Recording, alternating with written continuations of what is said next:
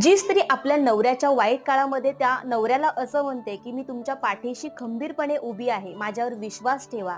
आपला हा वाईट काळ चालू आहे ना, तो एक नाही दिवस संपेल आणि आपले सुखाचे दिवस सुरुवात होतील, असा विश्वास आपल्या नवऱ्याच्या मनामध्ये निर्माण करणारी बाई ही पतिव्रता असते, खरी नवऱ्याची पत्नी असते.